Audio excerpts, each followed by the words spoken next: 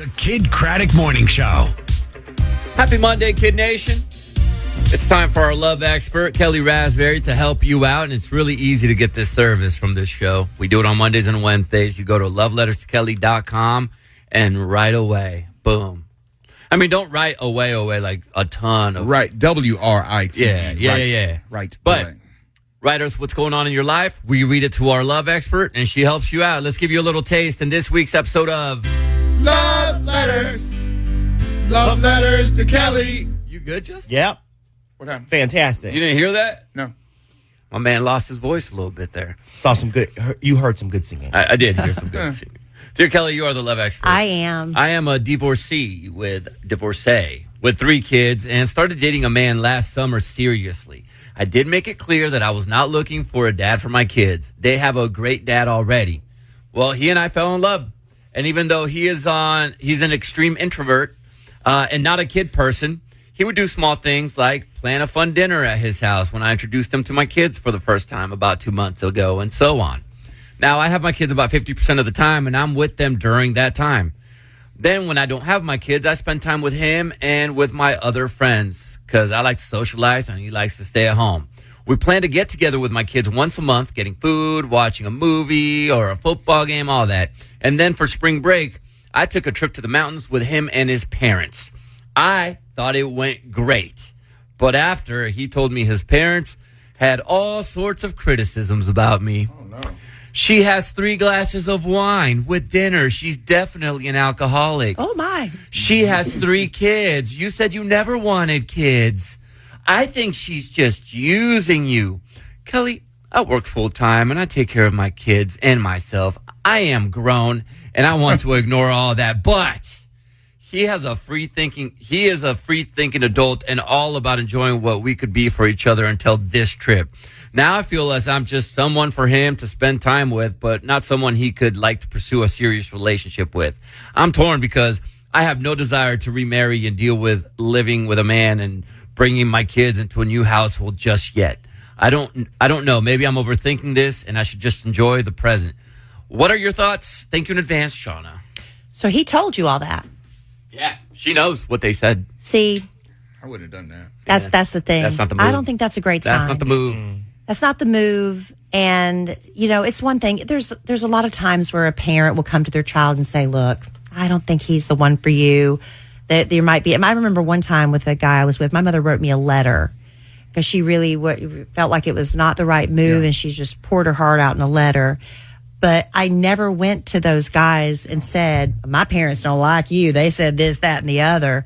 That's weird. That's odd because there's a way you can, like if your mother comes to you and says, I see these red flags, there's a way for you to address it in the relationship that doesn't cause friction, because the last thing you want is for your wife or husband to have a bad relationship with your parents, especially if you're really serious about them. So I don't think this is, I get it. Everything seemed to be going really well, but don't overlook something like that. That's pretty big. It's rude. Because if this does go the distance, I know we say we don't want these things. We don't expect this to end in marriage. I'm just looking for a good time. But then your feelings get in the way. And then you do end up falling in love. And now you've got this really negative vibe. Mm-hmm. Yeah. The fact that he told you. I don't get that. Maybe you shouldn't have had that 3rd glass of wine in front of the parents. You're it's trying fine. to make it. But I'm just saying, maybe there was a point that maybe I could have probably reined it in a little bit until I got to know Carol and Bob a little better, and I knew what kind of vibe was in the family. Yeah. You put your best foot forward the first time, and then you let your hair down the more you get to know a family. But Carol and Bob sound very judgmental. Well, and not fun to be around. Well, they were on vacation at dinner. Come on. It's not a good match, I don't think. It's not. So if you're asking my opinion, my opinion is I don't think this is the right relationship for you. Yeah. And let's just go look elsewhere. I still can't. Sorry, Bob and Carol. And if you're the boyfriend listening, don't tell future girlfriends that if they say mean things. That's not a good. Yeah, that was a choice. Yeah. Love letters. Love letters to Kelly. Dear Kelly, you're the love expert. I am. I've been sitting with something lately, and I just need to get it off my chest. Okay. So I have this friend, Jalea. Wow. And she's someone I've known for a while. I'm just saying. How do you spell that? Jaliyah. It's a pretty name. I'm just saying she's coming out. She put her on blast. She put her on blast. That's why I said With wow. the help of Big Al. Yeah. We're not super close anymore, but we still talk and hang out every now and then. I wouldn't call her one of my best friends, but there's still a history there, and I do, of course, still care about her in some way. Here's where it gets complicated. Her ex, Tom, and I have been talking. They dated for 2 years. At first, it was just casual, friendly texts and a call here and there, but over time, something shifted. We started connecting on a deeper level. And before I knew it, Kelly, we both realized there were mutual feelings between us. The part that's been hard for me to process, though, is the fact that I don't feel as bad as maybe I should. I know there is this unspoken rule about not getting involved with a friend's ex, and part of me feels like I've crossed a line. But at the same time, the connection Tom and I have feels real. It's not something I went looking for. It just kind of happened. Still, there's this lingering guilt that I can't shake. Even if Jaliyah and I aren't super close anymore, she's still someone in my life. I don't know what the right thing is here, but I guess I just wanted some advice on if I should keep going out with this guy or should I break it off before I get in too deep. That's from Matilda. Well, Matilda, my advice would be just to give Jaliyah the heads up on what's happening. Because just because somebody got there first, I do not believe, I mean, it depends on, you know, if my best friend since fifth grade, Tommy Jean, you know, had been married for years and years, and she and something happened to her and her husband, and then said, well, I'm going to take him. That's a little different.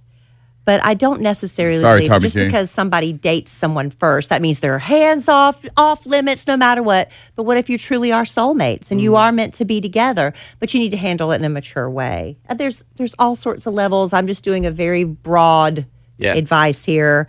But I would just, if you really are serious about pursuing him, I would just tell Jaliyah. Now, you might lose a friend over it. A lot of people can't handle that. Yeah. But if this is truly the man you're supposed to spend your life with, that, you know, I'm not saying to cut him off completely, but it's a case-by-case basis. Yeah. It's a case-by-case basis. Jaliyah might be cool with it.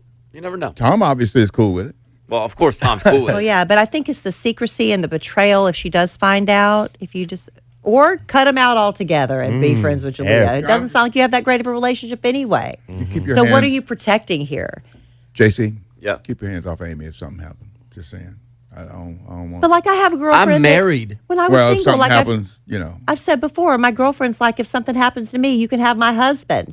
I mean, you have certain friends that are like, it's kind of a, you know, a joke and stuff. And but same goes to you. It all Al. depends. Grubby little hands off You my keep wife. all your things off. Justin, keep your hands off Ryan if something. I will take good care of Ryan. That man can cook. Should we do wife swap one time? No. Yes, let's do it. Yeah. Y'all would love Daniel. He's a Yeah, hoot and a half. I would love to spend the day with Daniel. Yeah, And everyone would. We should do a wife swap. No. Wife husband swap. Nah. Why not? Because they'll just gossip. I don't want her to have a better time with you than she does with me. You don't know what she's gonna Well, do. that's the risk you take. I give massages every night. Every night? Not every night, but if it's asked, I give it. Really? Yeah. Oh, that must be nice. We even got the little bar. Can I come over? We got the little bar. It's like a massage bar, and you put it on, and it gets. I ask my husband over my shoulders. It's always the same thing. Is that enough? That's about Was he a dolphin? Happy National Dolphin Day today, by the It way. is. That's the sound of Kelly's shoulder. Yeah. Be It's rubbed tense. down. Yeah. Tense. Love letters. Love letters to Kelly. Dear Kelly, you are the love expert. I am. I am in a 2-year relationship and I'm happy. This letter is about my friend that I went to school with. I'm 28 and he's 27. I recently got him an internship with my employer last summer and he's full-time now. He recently drunk texted me that he had feelings for me when we were in high school and he has feelings for me now, but then he apologized the next day. He asked me to ignore it, so I did. I'm trying to treat him normally, but this has been kind of hard. I don't know if I'm overthinking things now that I'm aware, but I want to respect my relationship with my boyfriend, so I want more boundaries with my friend.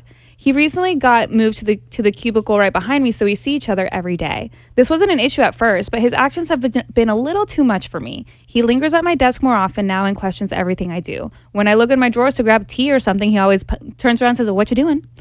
I I went to lunch with other coworkers and he responded by saying, "What? I was waiting for you to try this new restaurant," with a disappointed face. I know that these are small things, but I think it's all accumulating for me. I feel like I'm in a relationship with him at this point. He'll apologize after and say that he does this, that he doesn't want to lose our friendship and that he noticed that I was talking to him less ever since his confession. He continues to tell me that I'm his favorite person and he thought we were close, but he understands that I have my own feelings in life and so he'll try to back off. But this makes me feel bad because I always find myself reassuring him that we're fine. My question is, how do I move forward? I value our 10-year relationship, but he is being a little volatile. Am I overreacting to his feelings? He's been through a lot, so I feel bad asking him for space. Volatile? Volatile implies that it's like Negative, right? Violent. yeah, but she sounds like he's just trying. He's putting in the like little, oh, I wish you would have invited me to lunch. Look, you haven't set a firm boundary with the guy. You can still work with him, but you have to. We all don't want to hurt somebody's feelings, but The sentence needs to start with the word look. Say, look. Look. What's his name? Did she say? Let's call him Jim. Jim. Look, Jim. I know you called me in a drunken stupor and you said we're never going to bring it up before, but this constant little flirting and stuff is really making it uncomfortable for me. And if you want to keep having a great work relationship, I appreciate that, but we've got to stop with the little comments. Buddy. You just got to draw a line in the sand. Look, buddy. You got to stop What? acting like little innocent, helpless little girls that can't. I just don't want to hurt his feelings, but he's not respecting the boundary that you kind of put up, kind of flimsy, I guess. Because Yeah. Look, buddy. if you're Question. not saying something, he thinks he's just being a guy like, if I just hang in there long enough, Sure. she's going to realize what a great guy I am. Because that's all the romantic comedies that we get at the movie theaters. It's the girl, she's dating a guy, and the guy at the office who's like, oh, but I've known her since high school. Who always ends up together? Those two. The guy from high school and the girl that he just hangs in there until she gets tired of the boyfriend. So we're all fed this little Hollywood diet of what's supposed to happen. Even in the But you got to Notebook. draw the line. Even in the Notebook, James Marsden's character was a nice guy. Right. His name is And- Jim. And he got the guy's name's Jim. James. So you just have to be firm. You don't have to be rude and say, look, I understand you called me. I'm trying to act like this never happened. I would like to have a respectful, professional relationship with you, and I want to be friends. But these little things you're saying, it's just making me uncomfortable, so please stop. Does she tell the boyfriend that? And then if he doesn't, well, you know what? I wouldn't. No? Okay. I wouldn't at that point. Okay. At that point, because then the next point is to go to your supervisor. Mm-hmm. Because, I mean, if you don't draw a line, it's never going to stop, and he's only going to keep hanging in there. And I don't think he's necessarily a bad guy. It doesn't sound like it. just has a You crush. said volatile. Now I'm like, what did you describe that was volatile? Maybe that was just a misuse That's of how the she word. feels, maybe. But if he starts making you feel threatened and stuff, yeah, you do need to nip it in the bud and tell your boyfriend. But if it's just harmless flirting, he's hanging in there, hoping he gets a shot. What if he rubs her shoulders and gives her a little dolphin No, sound? that's no. Okay. Love letters. No rub. Love letters to Kelly. Dear Kelly, you are the love expert. I'm trying to be. I am a 10-year-old fourth grader named Marshall, Hey, Marshall. and my friends think I'm gay Aw. with my friend Ethan, just because we spend lots of time with each other and we goof around a lot during after school. It's almost the end of the school year, and my only goal right now is for them to stop thinking I'm gay. Please, Kelly, I need your help. Well, I think it's really important for you to go to your teacher or somebody and talk to them about it because they deal with this stuff all the time. Yep. And you think you're the only one, but I'm sure your teacher has seen this happen before. And kids are mean and they tease you and they know they're trying to get a rise out of you. And then, your parent will always say, just ignore them and they'll stop. But sometimes They that's don't. not what happens. So if it's bothering you and it's something that's really concerning you, talk to your parents about it, talk to your teacher. And there are ways for people to intervene to make it stop, hopefully. But I'm really sorry if it's hurting your feelings. Yeah, I hate that that. It sounds like some parents need to have a conversation with their kids about how to About- treat yeah. others because it starts from home, and that disrespect is happening. And there's at nothing home. wrong being gay either. No, there's not. But But if if it's you're not, bothering yeah. him. But if you're not, and being told you're something you're not at school, it doesn't feel good. everyone thought I was gay in school. They were right. They were right. But how did it make you feel when they were saying it and you weren't ready to come out? Bullied, yes. Yeah. Exactly. So you need to talk to your parents. And you know what? There's a lot of it. Not all of it starts at home, JC. We say it all starts at home. Not all of it does. There's some very good parents. You've seen parents that have 3 kids, and one of them is this wild demon child, and the other 2 are fine. So it doesn't always all start at home. Yeah. That's not a fair. But the thing conversations, if either. you have those That you conversations. have a conversation with your parents and with a teacher you really trust, and see how you can move forward to make this a better end of the school year for you. There you go. That's our love expert, Kelly Raspberry. If you want to write her, we're going to do this again on Wednesday. Loveletterstokelly.com is where you can do that. There's also a podcast if you want to take a listen on the way home from work today and get some more love advice.